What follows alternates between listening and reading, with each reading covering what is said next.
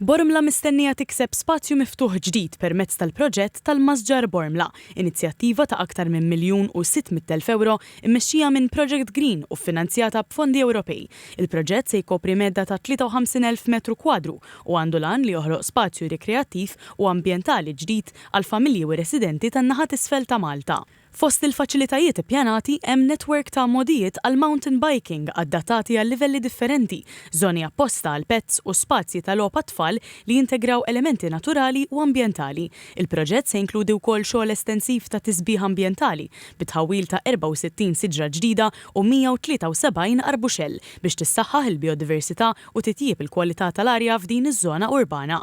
Waqt żjara fuq is-sit, il-Ministru għall-Ambjent Mirjam Dalli qalet li l-proġett huwa maħsub biex joħloq spazju li jaqqat in-natura, l-isport u l-familja, filwaqt li jinkoraġġixxi stil ta' ħajja aktar attiv u sostenibbli.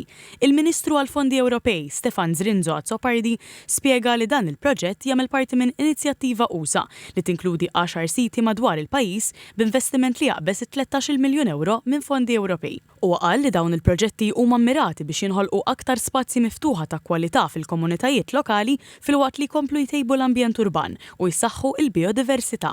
Is-Sindku ta' Bormla, Marco Aġus, qal li l-proġett se jkompli jżid l-ispazji miftuħa u aċċessibbli fil-lokalità u se joffri aktar opportunitajiet rikreattivi għar-residenti u l-familji.